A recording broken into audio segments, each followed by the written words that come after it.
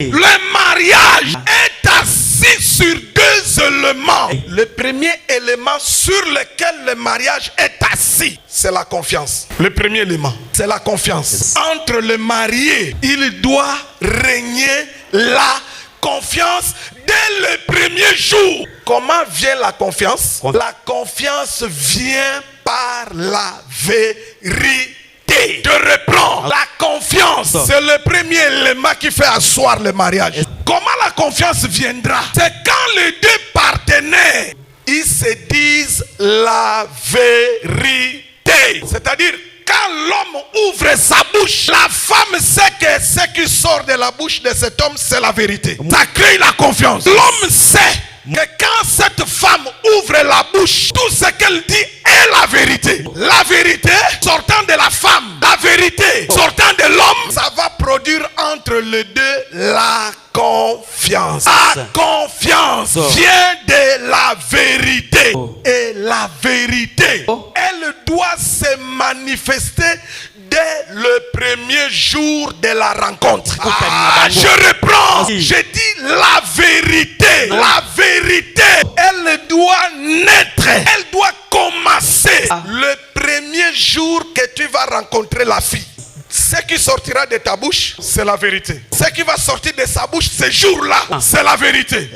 Ça va créer la confiance. Là où il y a les mensonges, il n'y a pas de confiance. C'est ce qui tue beaucoup de mariages aujourd'hui. Surtout les jeunes mariés d'aujourd'hui. Les jeunes mariés d'aujourd'hui, ils ont dans leur bouche dès la première rencontre les mensonges. Non, ces mensonges-là vont t'écouter ton mariage. Évite les mensonges dès le premier jour de la rencontre. Tu rencontres une fille.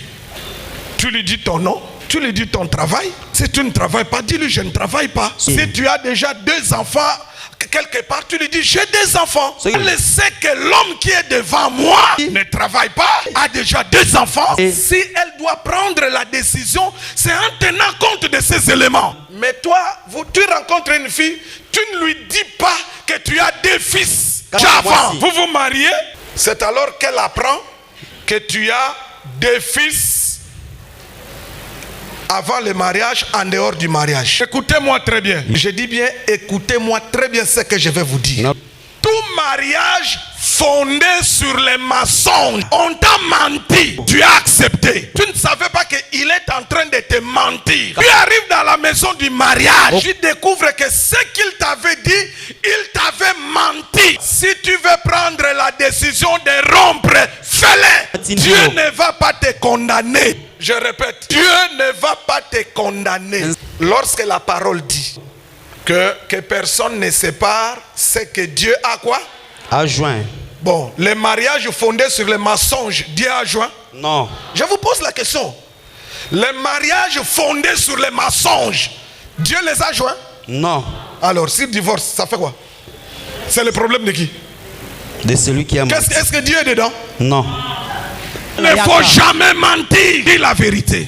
Dis à cet homme-là, oui, j'ai 5 enfants avec 3 pères différents. Il sait que cette fille a 5 enfants avec 3 maris différents. S'il doit t'accepter comme ça, il va t'accepter. Il ne faut pas que tu lui dises j'ai 3 enfants. Il entre avec toi dans le mariage. C'est dans le mariage qu'il apprendra que tu en as 5. Pour moi, si cet homme-là veut divorcer, qu'il divorce. C'est qu'il a fondé sa confiance sur les mensonges. Est-ce que c'est clair ce que je dis? Quand je vous dis ça, je vous pousse à dire quoi? La vérité. Pourquoi? Parce que la vérité produit quoi? La confiance. La vérité produit quoi? Et la confiance fait asseoir le mariage. La deuxième chose qui fait asseoir le mariage, c'est qu'on a dit, la première chose c'est quoi? La confiance. Amen. La confiance vient de quoi? De la vérité.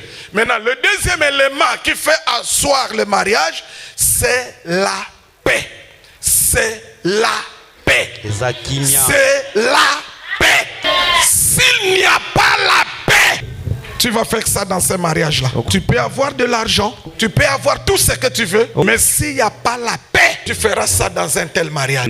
C'est pourquoi, mes frères et sœurs, faites attention avec vos vies.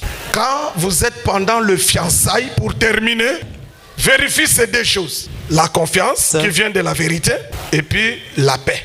S'il y a ces deux choses, mariez-vous, vous serez heureux.